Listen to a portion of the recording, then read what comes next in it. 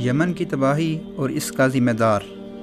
اقوام متحدہ کے جنرل سیکرٹری کے نمائندہ برائے انسانی امور مارک لوکک نے کہا ہے کہ یمن کی 70% آبادی بھوک و افلاس کا شکار ہے۔ آئینی حکومت کے خلاف باغیوں کی شورش نے متاثرین تک بنیادی ضرورت کی اشیاء پہنچانے میں سخت رکاوٹیں کھڑی کر رکھی ہیں، جس کی وجہ سے امدادی مہم کو ناکامی کا سامنا کرنا پڑ رہا ہے۔ یمن سے واپسی پر اقوام متحدہ کی عمارت میں پریس کانفرنس سے خطاب کرتے ہوئے ان کا کہنا تھا کہ جنگ زدہ علاقوں میں پھنسے یمنی شہری طبی سہولتوں سے عاری ہسپتالوں میں بلکتے بچے، زخمی اور ان کے ورثاء بدترین انسانی المیے سے گزر رہے ہیں۔ کئی ملین افراد بدترین بھوک، افلاس، بیماریوں، خوف اور نا امیدی کا سامنا کر رہے ہیں، اور ان سب کا ایک ہی پیغام ہے کہ جنگ کو بہر صورت بند ہونا چاہیے۔ اقوام متحدہ کے نمائندہ برائے انسانی امور نے مزید کہا کہ یمن کے 70% باشندے، جن کی تعداد تقریباً 2 ملین ہے، غذائی قلت اور بھوک کا سامنا کر رہے ہیں، جبکہ 1/4 ملین افراد کی حالت خطرے سے دوچار ہے۔ اس وقت یمن بدترین انسانی المیہ کا شکار ہے۔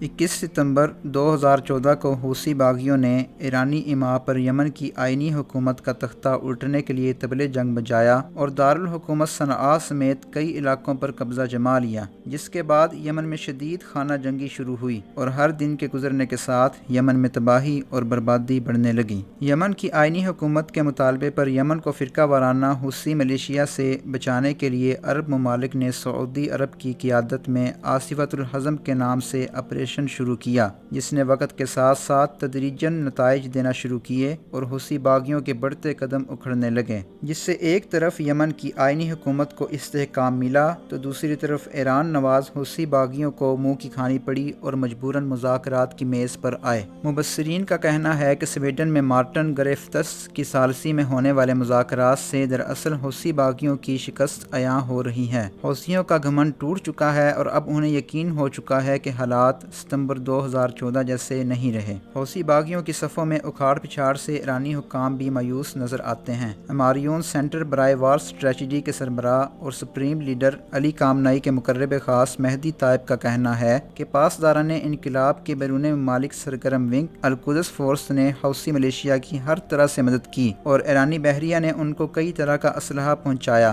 جس کا مقصد سعودی عرب کو کمزور کرنا تھا تاکہ حرمین پر قبضے کے راستے کو ہموار کیا جا سکے، لیکن حوثی باغی ایرانی اہداف کو حاصل کرنے میں ناکام رہے۔ مہدی طائب نے یہ باتیں شیراز شہر میں منعقدہ بسیج کے ایک اجتماع سے کہیں، جس سے ایران کے گھنونے مقاصد اور یمن کے بدترین حالات کے اصل ذمہ دار کا چہرہ واضح ہو کر سامنے آتا ہے۔